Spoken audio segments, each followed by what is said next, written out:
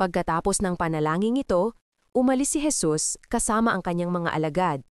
Pumunta silang sa ibayo ng batis ng Kidron at pumasok sa isang halamanan doon. Alam ng taksil na si Judas ang lugar na iyon sapagkat doon madalas magpunta si Jesus at ang kanyang mga alagad. Isinama roon ni Judas ang ilang mga bantay sa templo at isang pangkat na mga kawal Romano na padala ng mga punong pari at mga pariseyo. May dala silang mga lampara, mga sulo at mga sandata. Alam ni Jesus ang lahat ng mangyayari sa kanya, kaya't sila'y sinalubong niya at tinanong, "Sino ang hinahanap ninyo?" "Si Jesus na taga Nazareth," sagot nila. At sinabi niya, "Ako iyon." Si Judas na nagkanulo sa kanya ay kaharap nila noon. Nang sabihin ni Jesus na, "Ako iyon," napaurong sila at bumagsak sa lupa. Muli niyang itinanong, "Sino ba ang hinahanap ninyo?" "Si Jesus na taga Nazareth," sagot nila. Sumugot si Jesus, "Sinabi ko na sa inyong ako iyon. Kung ako ang hinahanap ninyo, hayaan ninyong umalis ang mga taong ito."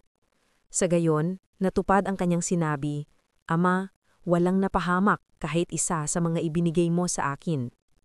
Binunot ni Simon Pedro ang kanyang tabak at tinaga ang alipin ng pinakapunong pari at natagpas ang kanang tangingan nito.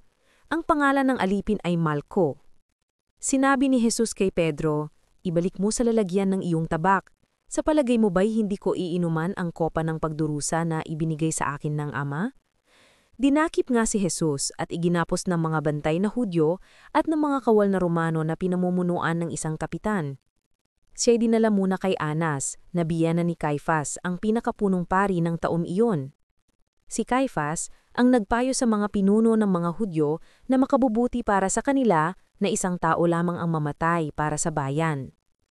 Sumunod kay Jesus si Simon Pedro at ang isa pang alagad. Ang alagad na ito ay kilala ng pinakapunong pari kaya't nakapasok siyang kasama ni Jesus hanggang sa patio ng bahay ng pinakapunong pari. Naiwan naman si Pedro sa labas ng pintuan kaya't lumabas ang alagad na kilala ng pinakapunong pari, kinausap ang utosang babae na nagbabantay sa pinto at pinapasok si Pedro. Si Pedro ay tinanong ng babae, "Hindi ba't isa ka sa mga alagad ng taong iyan?" "Hindi," sagot ni Pedro. Maginaw noon, kaya't nagsiga ng uling ang mga utusan at ang mga bantay at nagumpukan sila sa paligid ng apoy upang magpainit. Nakihalo sila sa kanila, tumayo roon at nagpainit din. Tinalong si Jesus ng pinakapunong pari tungkol sa kanyang mga alagad at sa kanyang itinuturo. Sumagot si Jesus, "Hayagan akong nagsasalita sa madla at lagi akong nagtuturo sa mga sinagoga at sa templo na pinagtitipunan ng mga Hudyo. Wala akong sinabi ng palihim."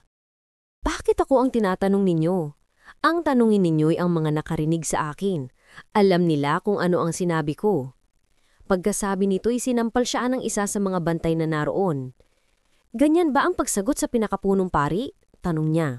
Sumagot si Jesus, "Kung may sinabi akong masama, patunayan mo. Mulit kung tama ang sinabi ko, bakit mo ako sinampal?" Matapos ito si Jesus na nakagapos pa noon ay ipinadala ni Anas kay Caifás, ang pinakapunong pari. Habang nagaganap ito, si Simon Pedro ay nakatayo at nagpapainit pa rin sa tabi ng apoy. Siya'y tinanong ng mga naroon, "Hindi ba't alagad ka rin ng taong yan?" Ipinagkaila ito ni Pedro. "Hindi," sagot niya. Tinanong naman siya ng isa sa mga utusan ng pinakapunong pari at kamag-anak ng lalaking natagpasan niya ng tainga. "Hindi ba nakita kitang kasama ni Jesus sa halamanan?" Muling ikinaila ito ni Pedro at agad na tumilaok ang manok. Maaga pa nang dalhin si Jesus sa palasyo ng gobernador mula sa bahay ni Caifás. Hindi pumasok ang mga pinuno ng mga Hudyo sa palasyo upang sila'y huwag maituring na di karapat-dapat kumain ng hapunang Pampaskwa. Kaya't si Pilato ay lumabas sa palasyo at tinanong sila, "Ano ang paratang ninyo laban sa taong ito?" Sila'y sumagot, "Hindi po namin siya dadalhin sa inyo kung hindi siya gumawa ng masama." Sinabi sa kanila ni Pilato, "Kayo na ang bahala sa kanya at hatulan ninyo siya ayon sa inyong batas." Subalit sumagot ang mga Hudyo, "Hindi ipinapahintulot sa amin humatol ng kamatayan kanino man." Sa gayon natupad ang sinabi ni Jesus nang ipinahiwatig niya kung sa anong paraan siya mamamatay. Si Pilato ay pumasok uli sa palasyo at ipinatawag si Jesus. "Ikaw ba ang hari ng mga Hudyo?" tanong niya. Sumagot si Jesus, Galing ba sa sarili mo ang tanong na iyan o may ibang nagsabi sa iyo tungkol sa akin? Tugon ni Pilato, sa tingin mo ba'y Hudyo ako? Ang mga kababayan mo at ang mga punong pari ang nagdala sa iyo rito. Ano ba ang ginawa mo? Sumagot si Jesus, ang kaharian ko'y hindi sa sanlibutang ito. Kung sa sanlibutang ito ang aking kaharian, ipinaglaban sana ako ng aking mga tauhan upang hindi maipagkanulo sa mga Hudyo. Ngunit hindi mula sa sanlibutang ito ang aking kaharian. Kung ganun, isa kang ang hari, sabi ni Pilato. Sumagot si Jesus, ikaw na ang nagsasabing ako'y hari. Ito ang dahilan kung bakit ako ipinanganak at naparito sa sanlibutan upang magpatotoo tungkol sa katotohanan. Nakikinig sa aking tinig ang sinumang nasa katotohanan. Ano ba ang katotohanan? Tanong ni Pilato. Pagkasabi nito muling lumabas si Pilato at sinabi sa mga Hudyo, wala akong nakikitang dahilan upang hatulan siya. Mulit ayon sa inyong kaugalian, dapat akong magpalaya ng isang bilanggo sa pista ng Paskwa. Ibig ba ninyong palayain ko ang hari ng mga Hudyo?